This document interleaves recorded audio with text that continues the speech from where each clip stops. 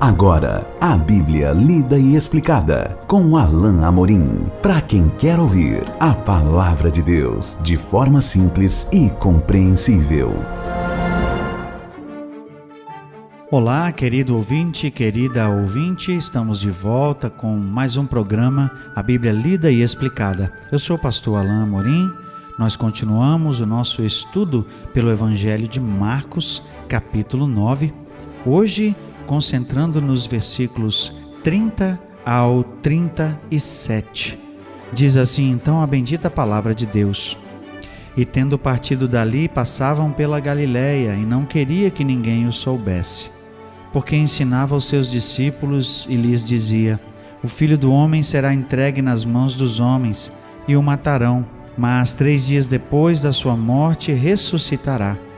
Eles, contudo, não compreendiam isto, e temiam interrogá-lo. Tendo eles partido para Cafarnaum, estando ele em casa, interrogou os discípulos: De que é que discorris pelo caminho? Mas eles guardaram silêncio, porque pelo caminho haviam discutido entre si sobre quem era o maior. E ele, assentando-se, chamou os 12 e lhes disse: Se alguém quer ser o primeiro, será o último e servo de todos. Trazendo uma criança, colocou-a no meio deles e, tomando-a nos braços, disse-lhes: Qualquer que receber uma criança tal como esta, em meu nome, a mim me recebe, e qualquer que a mim me receber, não recebe a mim, mas ao que me enviou. Jesus despediu a multidão e estava novamente sozinho com seus discípulos, indo em direção a Jerusalém. Nós estamos aqui no que Lucas chama de jornada para Jerusalém. Jesus estava caminhando em direção a Jerusalém, onde ele finalizaria o seu ministério e entregaria a sua vida para ser crucificado. Então, o texto diz que partiram de onde estavam, passavam pela Galiléia, e não queria que ninguém o soubesse, porque ensinava aos seus discípulos. Nesse momento ele estava só e queria ficar só com seus discípulos, porque precisava dizer aos discípulos coisas importantes que não podia falar no meio da multidão. Porque os seus discípulos, embora não compreendessem plenamente, eles se lembrariam desse momento e poderiam então juntar as peças que precisavam e as evidências de que precisavam para compreender tudo o que aconteceria no momento da crucificação e da ressurreição. Aqui Jesus então diz mais uma vez que ele vai morrer.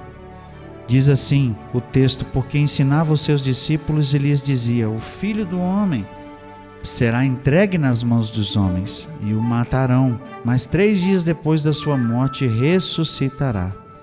Eles, contudo, não compreendiam isso e temiam interrogá-lo. Os discípulos não compreendiam exatamente o que Jesus estava dizendo. Eles ouviam, mas não entendiam a aplicação daquilo, como seria realmente realizado, como isso se daria. Lembram-se que nós já lemos mais atrás que os discípulos se perguntaram entre si: o que é o ressuscitar dentre os mortos? Jesus estava dizendo claramente que ele seria morto e que ele ressuscitaria.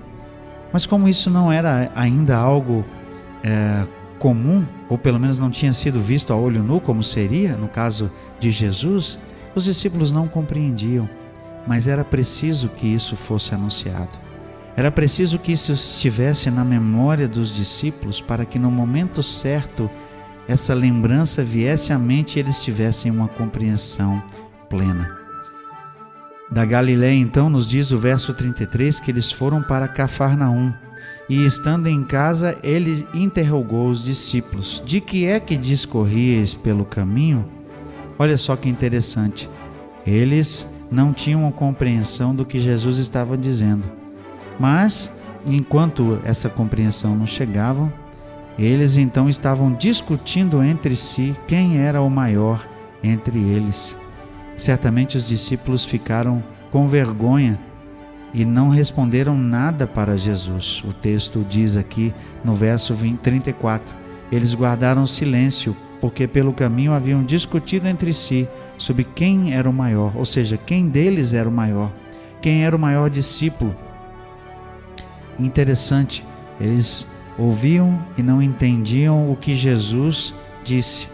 Ao invés de ponderar e de refletir, de pensar, ou talvez de orar e pedir a Deus que desse compreensão, eles se puseram a discutir entre eles quem tinha maior poder, quem seria o maior, quem era o mais importante.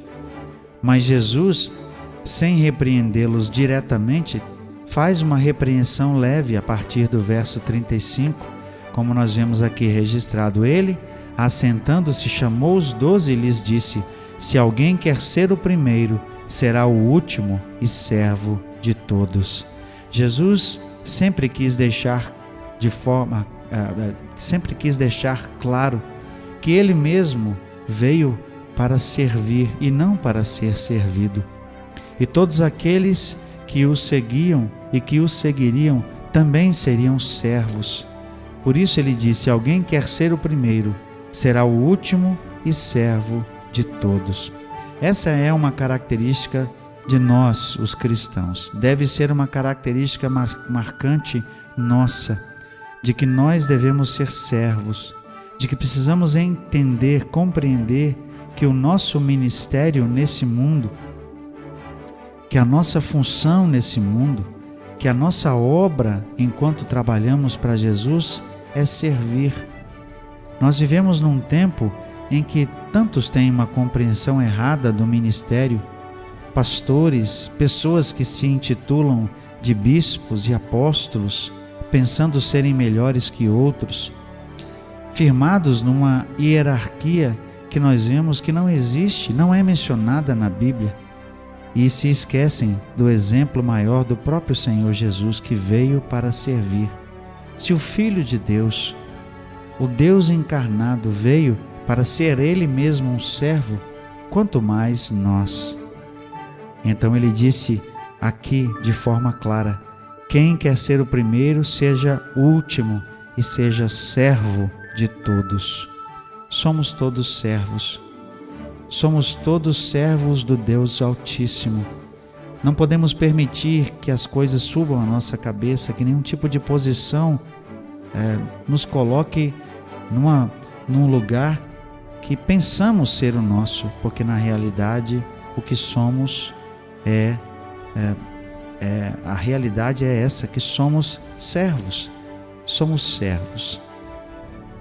Trazendo então uma criança para dar uma lição aqui figurativa, colocou-a no meio deles, tomando-a nos braços, disse-lhes, verso 37, qualquer que receber uma criança tal como esta em meu nome, a mim me recebe. E qualquer que a mim me receber, não recebe a mim, mas ao que me enviou. Jesus de novo usa uma criança para mostrar a sua simplicidade, a sua pureza, e o fato de que o simples acolher de uma criança é algo que, sem dúvida, vai ser notado por Deus. As coisas mínimas, as coisas pequenas que fazemos por Deus, aquelas que ninguém percebe, aquelas que não são notórias e que não precisam ser notórias, serão percebidas por Deus. E mais que isso, Jesus certamente quis que eles compreendessem que era preciso que eles tivessem a mesma pureza de coração daquela criança e que compreendessem que o reino se fazia dessa forma.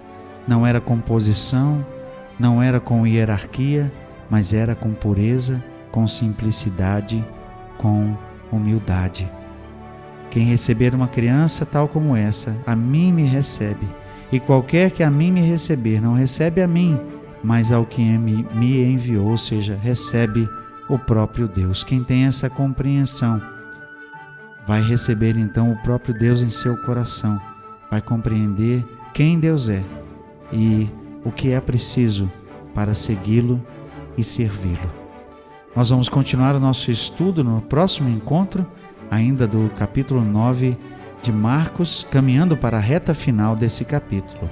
Até lá, que Deus abençoe a sua vida.